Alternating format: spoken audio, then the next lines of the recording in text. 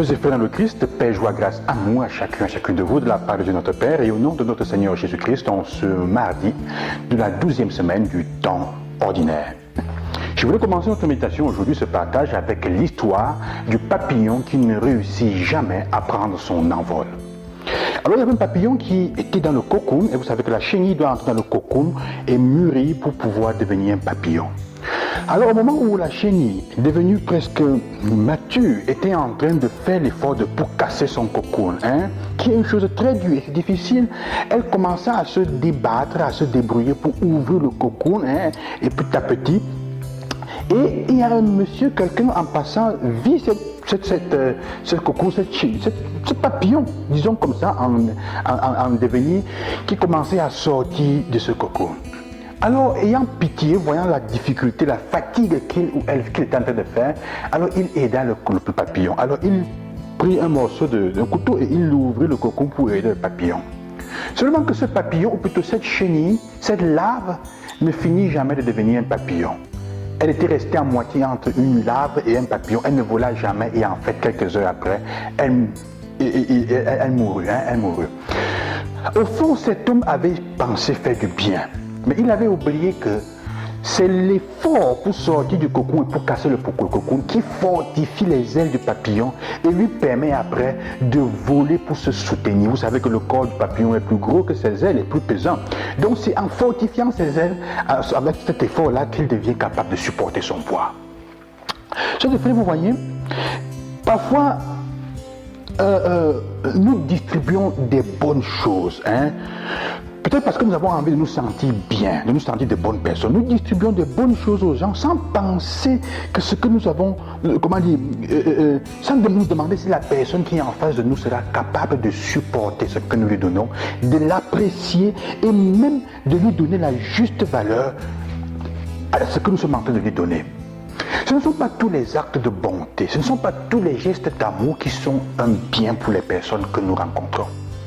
Ce n'est pas dit que la personne que nous avons en face de nous est capable de supporter la bonté du don que nous lui faisons. C'est ce que l'Évangile nous fait comprendre aujourd'hui avec la parole de Jésus qui dit « Ne donnez pas les perles aux porcs, ne donnez pas les perles aux cochons, parce qu'elles vont finir, ils vont les piétiner et ils vont finir aussi par vous mordre. » Chers frères, cela nous fait comprendre aussi combien la voie du bien, comme dit l'Évangile, la route, comme est étroite la porte du bien, la voie qui conduit à la vie, elle est étroite. Et ceux qui y passent, peu sont ceux qui le choisissent, Parfois, elle est remplie de difficultés, de souffrances. Vous voyez, il y a des parents parfois qui pensent que donner tout à leurs enfants est un acte de bien, va leur faire du bien. Mais est-ce que tu te poses la question de savoir, est-ce qu'il va être capable d'assumer ce que je lui donne? C'est comme si vous mettez le couteau entre les mains d'un enfant, il va se faire du mal avec. Peut-être même parce qu'il vous a demandé pour peler la pomme. Mais est-ce qu'il est capable de l'utiliser? C'est un acte de bien que vous voulez lui faire, lui apprendre à être autonome. Mais est-ce qu'il est capable de supporter déjà cette tâche, cela? C'est comme ce frère, je disais, ne pensez pas que faire du bien à tout le monde fasse du bien à vous aussi, et même à ces personnes-là, soit un acte de générosité. Parfois, le fait que nous donnons des choses bonnes aux gens, ou faisons du bien, est un acte de débarras. Parce que si nous voulions les aider, il faudrait les accompagner, les suivre pour qu'elles soient capables d'assumer cela. Comme votre propre vie, comme vos propres actes et vos propres gestes, comme ce que vous êtes comme valeur de bien. Ce n'est pas tout le monde qui est capable d'apprécier la valeur de ce que vous êtes et que vous lui offrez. Vous n'êtes pas obligé de faire du bien à tout le monde. Ça ne signifie pas qu'on perd ce que nous sommes, bien qu'on doit rester capable d'aimer, même au point où le monde dit que nous sommes fous. Et c'est la route étroite par laquelle nous devons passer. Il faut bien faire attention à ceux à qui nous offrons les perles de la bonté, de grâce que nous sommes. Vous n'êtes pas obligé de faire du bien à quelqu'un qui s'est démontré incapable d'apprécier la valeur de ce que vous avez. Vous n'êtes pas obligé.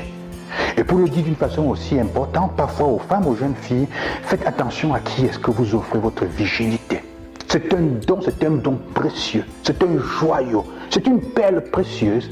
Vous devez bien faire attention à qui est-ce que vous l'offrez, vous la donnez. Enseignez cela à vos enfants. La valeur de leur dignité, ce qui ou elles sont même. Ce n'est pas tout le monde qui est capable d'apprécier le bien, le don que vous êtes et que vous faites, la dignité que vous offrez, votre dignité que vous avez. Hein? Alors, il n'est pas facile aussi de trouver la voie étroite. Et la voie du bien n'est pas fréquentée par tout le monde. Ce n'est pas parce que vous suivez la voie du bien, vous faites quelque chose de bien et vous êtes seul que vous êtes nécessairement dans l'erreur. Ce n'est pas tout ça. Parfois, les gens ne sont pas toujours capables d'apprécier le bien qui est en face d'eux. Jésus le dit, la voie du bien est une voie étroite et remplie de pierres et de ronces parfois et de cailloux. Elle n'est pas très fréquentée. Elle n'est pas très fréquentée. Donc, ce n'est pas parce que vous êtes sur une route seule, c'est parce que vous choisissez de faire le bien seul. On se moque de vous, on vous insulte. Et malgré tout, vous choisissez d'aider quelqu'un en qui vous croyez que vous êtes nécessairement dans l'erreur. Ça peut sembler être contradictoire, mais non. C'est deux choses que Jésus veut auxquelles Jésus veut que nous fassions attention. Attention.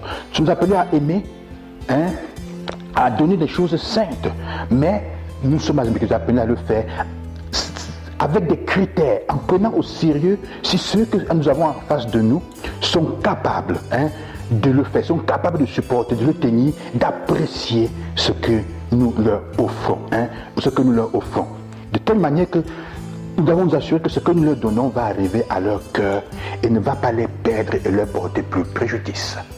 Prenez soin de vous et ayez la grâce de la valeur que vous êtes et ne l'offrez pas n'importe comment à n'importe qui. Tout le monde ne mérite pas la grâce que vous êtes et de recevoir de vous le don et les faveurs que vous pouvez leur faire. Parfois, ça risque de leur faire du mal.